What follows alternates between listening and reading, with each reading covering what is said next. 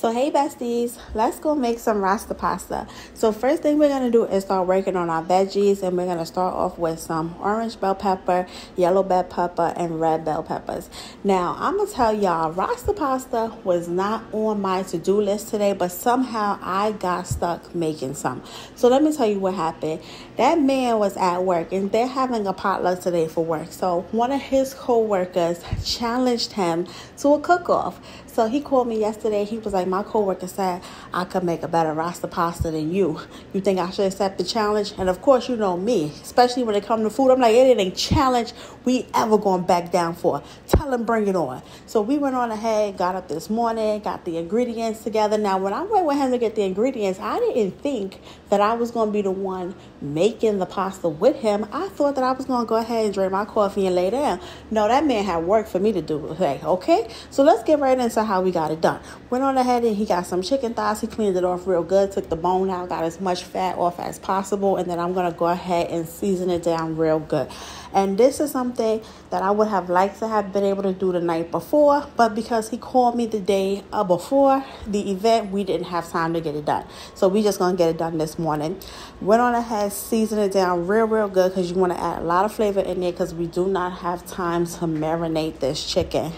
Once I got all my seasonings on there, I'm going to go on ahead and add in our jerk seasoning. Now, if you know how to make your jerk seasoning from scratch, I always recommend to make it yourself. But if you don't and you are using the jar one, my favorite one will always be Walker's Wood.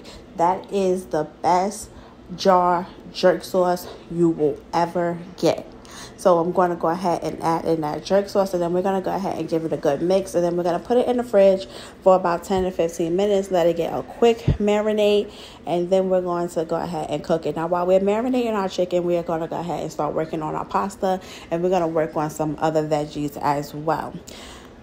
So we're going to go ahead, boil our water, and we're going to use some penne pasta. Make sure you salt your pasta water down real good, and we're going to boil our pasta for about 10 minutes. Once our pasta is boiled, we're going to drain off the water, set it aside, and then you're going to add a little bit of oil to it. I saw on them cooking shows that they say you're supposed to add the oil after you cook your pasta to keep your pasta from sticking, not cook it with the pasta, because it's not going to be as effective. So we're going to see how that turns out, because in a few we're going to go check on our pasta. Now we're going to go ahead and start with some garlic, y'all. So we're going to go ahead and get some fresh garlic, and we're going to start chopping up our garlic. If you have jar garlic, you go ahead and use your jar garlic if that's what you prefer, but for me, I just prefer fresh ingredients. So of course, I'm going to go ahead and get the garlic and chop it up myself. I honestly don't mind doing this part. Some people don't like to do it, but I honestly don't mind. So I'm going to go ahead, get my garlic, chop it up as small as I possibly can. Now, when it comes to cutting up ingredients, I don't know why I always hold my knife like this. Honestly, I think they probably be making me feel like I'm a professional chef or something. Now, for those of you who do not know, I am not a professional chef. I am just a mom that cooks at home and likes to share when she cooks for her family with her internet friends. That is all. I have not been professionally trained. I have not gone to a school professionally. Honestly, when I was going to school, it was for medical. It was never for cooking, but that's a story for another day. So let's get right back into our recipe. So now we're going to go ahead and continue to cut up our garlic. And now that our garlic is cut up, we're going to go back and check on our chicken. And our chicken looked like it marinated. This is how it looked. I also went on ahead and add some fresh herbs in there. And then we're going to go ahead and get our pan nice and hot. Once our pan is nice and hot, we're going to go ahead and drop that chicken on there. If you have a grill, this would have been perfect to use a grill, but we are cooking indoors, so we're just going to go ahead and use our pan. Once we get that nice char on our chicken, this is what I'm looking for right here. We're going to go on ahead and check on our noodles. Now, I'm just sitting here going through the noodles, and it honestly looked like that oil trick worked, because none of my noodles are sticking together, and I don't have to do too much work. So now I'm going to go ahead and get my veggies that we cut up. We have some Scotch bonnet peppers that we cut up over there. We have the garlic that we chopped up, and we also cut up some onions along with our bell peppers, and we're going to start making our sauce.